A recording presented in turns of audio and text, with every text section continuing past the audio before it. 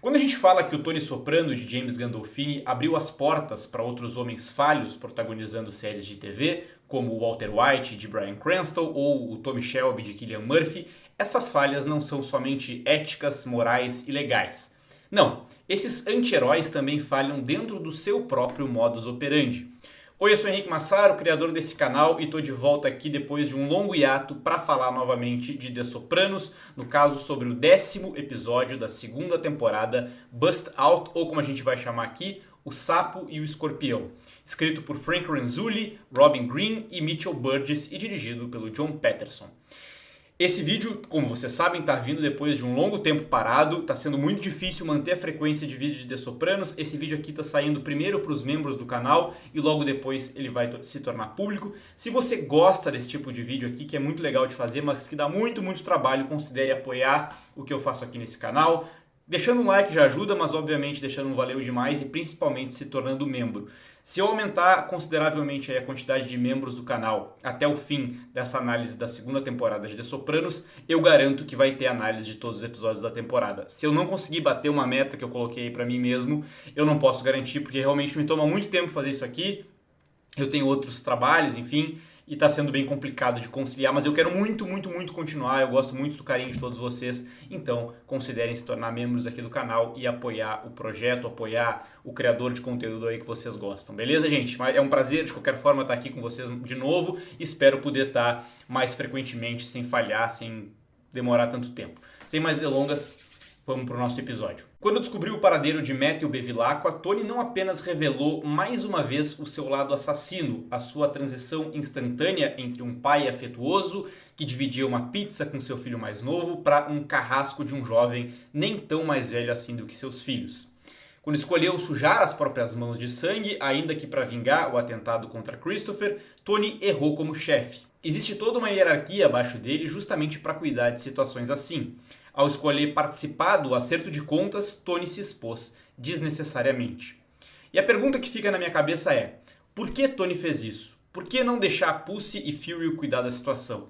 A resposta vem, sem querer, do próprio Tony ao longo do episódio. Bust out, a expressão em inglês que dá nome a esse episódio aqui, faz referência à fraude praticada pelo crime organizado, sugando um negócio ou uma linha de crédito até o fim, até a falência mesmo. É exatamente o que Tony e seus homens fazem com a loja de Dave Scatino, que se afundou em dívidas de jogo. Como parasitas, Tony, Rich, Pussy, Paulie e outros se instalam no estabelecimento e tiram vantagem como bem entendem, levando aquele homem que um dia foi amigo de Tony ao fim quase literal. Porque por conta do seu vício e de tudo o que continua vindo em decorrência disso, Dave fica bem próximo de tirar a própria vida. O futuro do seu filho está ameaçado, seu casamento praticamente acabou e Dave dorme numa barraca em sua loja enquanto tenta atender aos pedidos dos gangsters que batem ponto lá diariamente, pegam o que bem entendem e ordenam encomendas bem específicas, coolers vermelhos e água mineral importada.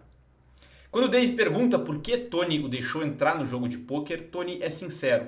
Ele sabia que Dave tinha um negócio bem sucedido, que poderia pagar sua dívida. Mais do que isso, Tony cita o sapo e o escorpião para justificar a sua decisão. Na fábula, um escorpião pede que um sapo o carregue através de um rio. O sapo hesita com medo da ferroada do escorpião. Mas se o picasse, os dois se afogariam, argumenta o escorpião, fazendo o sapo concordar com a proposta. No meio do rio, no entanto, o escorpião pica o sapo e condena os dois à morte. O sapo pergunta por quê para o escorpião, que responde que aquela era a sua natureza.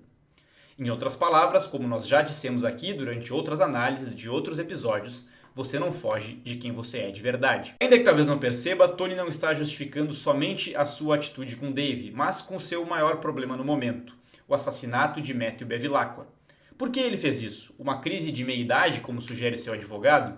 Não. Assim como o general George Patton, o líder dos americanos na Europa durante a Segunda Guerra Mundial, que é assunto do documentário de guerra que Tony assiste, ele buscou vingança da única forma que sabia, indo para a batalha. Tony agiu de acordo com a sua natureza, mesmo que tenha sido uma jogada pouco inteligente que agora volta para persegui-lo de duas formas. A primeira delas é a mais palpável. Uma testemunha viu Tony e conseguiu identificá-lo. Ainda sem saber que se tratava de Tony Soprano, foi a polícia e uma investigação sobre ele começou, criando tensão sobre até onde iria essa denúncia. A outra, como tudo que se refere ao inconsciente dos personagens, é bem mais complexa.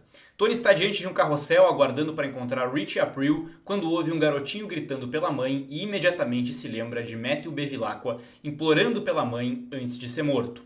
Rapidamente, Tony manifesta sentimentos paternos e se lembra do seu filho. Quando chega em casa, diz para a esposa que quer passar mais tempo com AJ. A ideia aparentemente é ser uma referência paterna para que o filho não vire mais um Christopher ou um Matthew Bevilacqua. Sim, ele realmente cita o jovem que foi assassinado por ele próprio como exemplo. O que motiva tudo isso? Eu fico inclinado a dizer que é um sentimento de culpa, mas se é, podemos dizer com certa segurança que Tony tem um jeito bem estranho de manifestar isso. Algumas aproximações que ele tenta com seu filho são frustradas e até constrangedoras, assim como a interação com a sua filha mais velha no meio da madrugada. Embriagado enquanto tenta lidar com esse misto de culpa e medo de ser pego, Tony tenta afirmar para Meadow que tudo o que ele faz é por ela e pelo seu irmão. Em voz alta, ele quer mais se convencer disso do que convencer a filha, que já é grande o suficiente para saber que se trata de uma mentira. E é por conhecer a natureza de um mafioso que a testemunha ocular do assassinato de Bevilacqua retira a acusação quando descobre que o homem que viu era, na verdade, Tony Soprano. E quando essa acusação cai, é que fica claro que, por mais que tivesse sentimentos mistos quanto ao que aconteceu, o sentimento que prevalecia era o medo de ser pego, e não a culpa. Em terapia, Tony lembra da frase que escutou de Annalisa, na Itália, 6 episódios atrás. Você é seu pior inimigo. E a conclusão a que Tony chega é que ele atrai certas coisas para si mesmo. E que, dessa vez, deu sorte, desviou de uma grande bala e pode respirar aliviado. Geralmente, eu tenho percebido isso nas análises, o tema central de cada episódio não se resume ao arco narrativo principal. A discussão sobre a própria natureza e sobre a presença ou não de culpa está presente nos outros personagens também. Rich April e Janice Soprano têm um papel importante nesse episódio aqui. A cena em que os dois fazem sexo no sofá da casa de Livia, além de bizarra, é reveladora. Rich transa com Janice segurando um revólver contra sua cabeça. Mas a cena não mostra só a sua natureza dominadora, como também a atração de Janice por homens poderosos. Isso fica ainda mais claro na conversa dos dois. Janice diz com todas as letras que Rich deveria ser o chefe, despertando mais a sua humilhação por ter que responder a Tony do que a sua sede de poder. Quando seu adversário te dá uma brecha, seja rápido como uma lebre, ela diz, citando a arte da guerra. Mas ao ficar incentivando o namorado a se impor e buscar uma luta pelo poder, ela acaba fazendo que ele revele ainda mais a sua psicopatia. Eu poderia cortar a orelha da cabeça dele, Rich diz irritado, assustando a irmã de Tony. A principal ideia que passa na cabeça de Rich, no entanto, é com relação a Junior. Meu tio ainda tem amigos, Janice fala, fazendo com que Rich procure Junior Soprano. Mas quando Rich vai até lá e diz o que pretende fazer com Tony, é Junior quem alerta Rich sobre a verdadeira natureza de Janice. Cuidado com a minha sobrinha, ela me roubou quando tinha 10 anos de idade. Carmela é outra personagem que tem um momento importantíssimo para sua evolução nesse episódio. Quando bate os olhos em Victor Musto, o cunhado de Dave Scatino, Carmela sente uma atração imediata e é correspondida. Dessa vez, diferentemente do que acontecia com o padre Tintola, não vai ser apenas um sentimento provocativo, que fica no ar. No banheiro de casa, Carmela e Victor se beijam apaixonadamente. É curioso que a culpa católica de Carmela não surja aqui. Em nenhum momento ela se mostra arrependida ou angustiada pelo que aconteceu, talvez por não aguentar mais as sucessivas traições de Tony. Aliás, um episódio atrás, ela basicamente normalizou as traições do marido.